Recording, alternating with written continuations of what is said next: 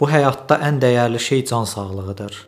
Hər kəsin arzusu uzun ömür yaşamaq olsa da, çox insan buna nail ola bilmir. Çünki insanın nəfsi onun ən böyük düşmənidir.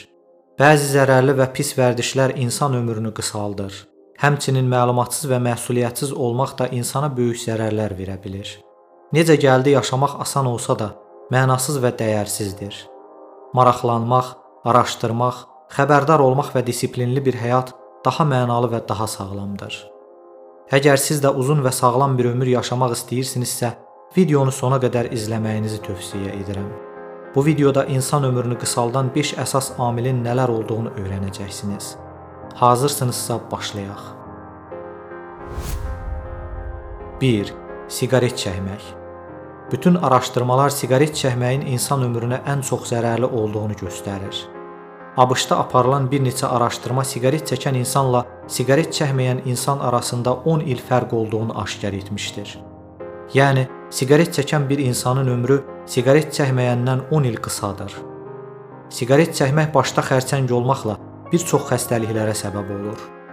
Siqaretdə nikotinin yüksək konsentrasiyası beyində ağciyərlərə və ürəyə böyük təsir göstərən bir asıllıq yaradır. Siqaret çəkmək təkcə ağciyərlərə ziyan vurmur, həm də immunitet sistemini zəiflədir, sonrakı infeksiyalara səbəb olur. Siqaretin tərkibindəki kimyəvi maddələr ağciyərə davamlı hücumla nəticələnir. Xərçəkdən əlavə, siqaret çəkmə tənəffüs bronxiti və pnevmoniyada daxil olmaqla bir çox intersistal ağciyər xəstəliklərinə səbəb olur. Aktiv siqaret çəkən insanlar viral və ya bakterial infeksiyaya yoluxduqda onlar daha ciddi simptomlara malikdirlər. Ən əsası da siqaret çəkmək insanda hüceyrə bağları olan telomerləri intensiv şəkildə qısaltdığı aşkar edilmişdir.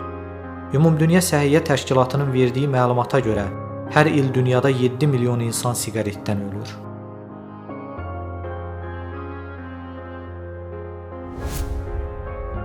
2. Fiziki hərəkətsizlik. Araşdırmalar müəyyən edir ki, 40-69 yaş arası böyüklər və 70 yaşdan yuxarı böyüklər arasında ölümlərin əhəmiyyətli bir hissəsi fiziki hərəkətsizliklə əlaqələndirilə bilər. Ümumdünya Səhiyyə Təşkilatının məlumatına görə, hər il dünyada təxminən 3,2 milyon ölüm fiziki fəaliyyətsizlikdən qaynaqlanır. Fiziki fəaliyyət bədənin bütün orqan sistemini qan, oksigen və qida maddələri ilə təmin etmək üçün kifayət qədər güclə hərəkət etdirmək kimi müəyyən edilir. Bədən onlara optimal tutumla işləməyə kömək edir. Xroniki xəstəliklər riskini azaltmaq üçün əsas fəaliyyət tövsiyələri ABŞ Ürək Assosiasiyası tərəfindən həftədə 150 dəqiqə orta intensivlikdə məşqdən başlayır. Buraya sürətli gəzinti, üzgüçülük, gimnastik hərəkətlər və ya velosiped sürmək daxildir.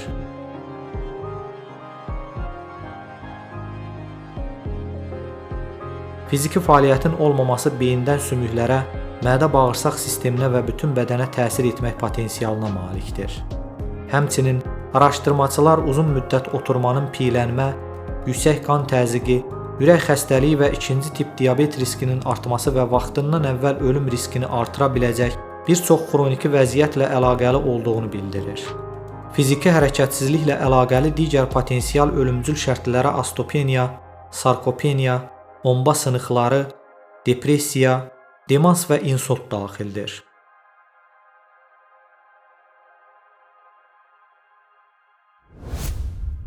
3. Alkoqol. Alkoqoldan sui istifadə insan ömrünü qısaldan başlıca amillərdəndir. Ümumdünya Səhiyyə Təşkilatının verdiyi məlumata görə, alkoqolun ölümə səbəb ola biləcək rolu olan 200-ə yaxın xəstəlik və xəsarət növü var. Hətta dolayı yolla da insanlar alkoqoldan həyatını itirirlər. Dünyada yol nəqliyyat hadisələri nəticəsində ölən insanların 60%-i spirtli içki qəbul edən sürücülər və onların idarə etdiyi avtomobildə olan insanlardır. Alkoqoldan sui istifadə edildikdə həm davranış, həm də fizioloji cəhətdən toksindir.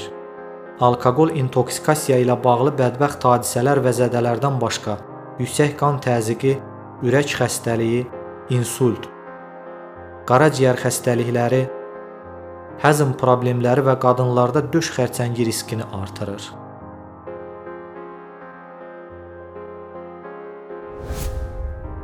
4. Stres. Araşdırmalar xroniki stresin insan ömrünü qısaltdığını göstərir. Stresli olduğunuz zaman vücudunuz döyüş və ya uçuş rejiminə keçir. Kortizol, simpatik sinir sistemini işə salan adrenal bezlər tərəfindən istehsal olunan bir stres hormonudur. Bir sıra vəzlər və orqanlar vasitəsilə ürəyinizin daha sürətli döyünməsinə, qanın daha güclü şəkildə vurulmasına və nəfəsin daha sürətli gəlməsinə səbəb olur. Enerji həzmdən ayrılır və qəbul edilən təhlükəni qarşılamağa hazırlamaq üçün əzələlərə və beyinə göndərilir.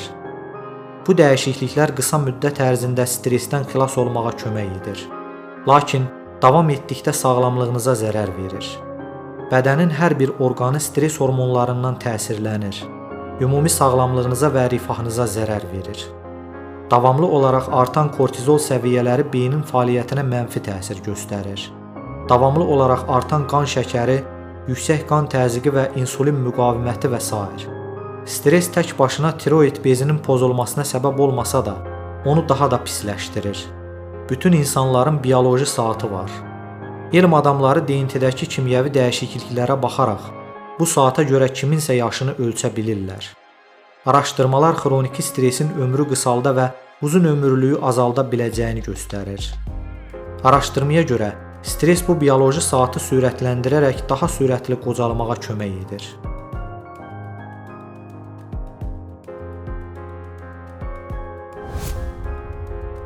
Beş. Yanlış qidalanma. İnsan ömrünü qısaldan başlıca amillərdən biri də yanlış qidalanmadır. Yanlış qidalanma və zərərli qidalar tükətmək insan sağlığı üçün çox təhlükəlidir. Çünki zərərli qidalar bir çox xəstəliklərin yaranmasına səbəb olur. Nə yeyiriksə, maddələr mübadiləsi ilə bədənimizə qarışır. Təmiz və düzgün qidalansaq bədənimizə təmiz maddələr, zərərli qidalandıqda isə zərərli maddələr daxil olur. Nəticədə yavaş-yavaş müxtəlif xəstəliklərə və orqan zədələnməsinə çevrilir. Bu da bizim sağlam və uzun ömür yaşamağımıza mane olur. Həmçinin yanlış qidalanma insanda piylənməyə səbəb olur. Piylənmə isə ürək, qan damar, qaraciyər, şəkər və sair xəstəliklərin yaranmasına zəmin yaradır. Bununla da insan ömrünü qısaldır.